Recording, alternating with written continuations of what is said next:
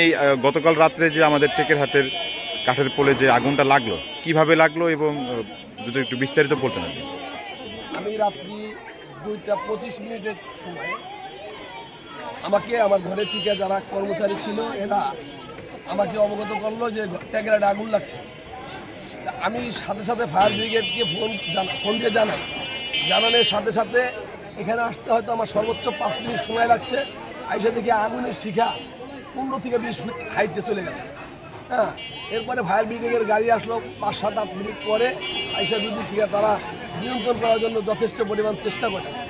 এখন সেই অবস্থার পরে এই পর্যন্ত প্রায় 12টা ঘর টেকেরহাটে 12টা ঘর প্রায় 1,20,30 লক্ষ টাকা পরিমাণে ক্ষয়ক্ষতি হয়েছে। এখানে আপনার এই যে আগুনটা লাগলো সূত্রপাতটা কি আপনারা কি মনে করেন? সূত্রপাতটা আমরা যা জানতে পারছি সেটা হচ্ছে যে এখানে একটা নাস্তার দোকান আছে, পুরি সিঙ্গারা তৈরি করে। হ্যাঁ, মকবুল করে নাম ওই লোকটার। ওনার ওই ঘরটার ভিতর থেকে আগুনের উৎপাদন হয়েছে। কেউ বলতেছে ওখানে আইপিএসের যে ব্যাটারি ছিল সেই ব্যাটারি বাস্ট হয়ে আগুন ধরছে। কেউ বলতেছে যে তারা ওই শেষ রাত্রে ওই পুরি সিঙ্গারার ভাজি তৈরি করে হয়তো ওইটা করার সময় হয়তো গ্যাস সিলিন্ডার বাস্ট হয়ে গেছে। এমন কোনো কিছু আছে আমার চাক্ষুষ নিজের চোখে তেমন কিছু দেখি নাই, কিন্তু আগুনটা ওখান থেকেই উঠছে এটা আমরা চাক্ষুষ দেখছি এবং আমাদের কাছে ভিডিও ফুটেজও আছে। এই ক্ষয়ক্ষতির পরিমাণ কিরকম? প্রায় 1,30-40 লক্ষ টাকা। 30-40 লক্ষ টাকা, 1 কোটি টাকা। কয়টা দোকান পড়লো এমনিতে? এখানে 12টা দোকান। কার কার একটু বলা যাবে নামগুলো? কার কার দোকান?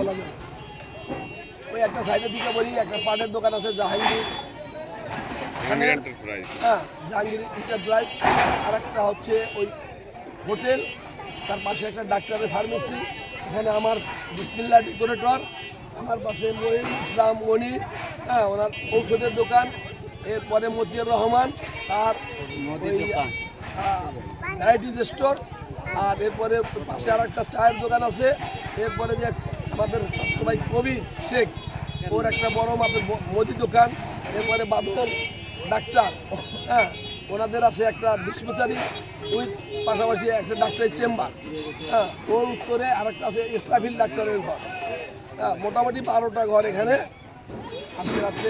আপনাদের তো এখন মোটামুটি ধরতে গেলে একেবারে আপনারা নিঃস্ব। এই বিষয়ে আপনাদের এখন সরকারের কাছে আপনাদের দাবি কি? আমাদের দাবি যে এই ক্ষতিগ্রস্ত হয়েছে, ক্ষতিগ্রস্ত হিসাবে সরকার যদি দেখে আমাদেরকে সার্বিক সহযোগিতা করে, এটা আমরা চাই সরকারের কাছ থেকে। সরকার কি আমাদের সব কিছু করতে তো পারবে না, তারপরও যদি তাদের পক্ষ থেকে আমরা কোনো একটা সাপোর্ট পাই তাহলে সেক্ষেত্রে অনেক দোকানদার অনেক উপকৃত হবে। কারণ অনেক দোকানদারের এমন এমন দোকান এখানে আছে যে তাদের আর কোনো কিছুই এই দোকান ছাড়া অন্য কোনো অবলম্বন তাদের নাই। ধন্যবাদ আপনার।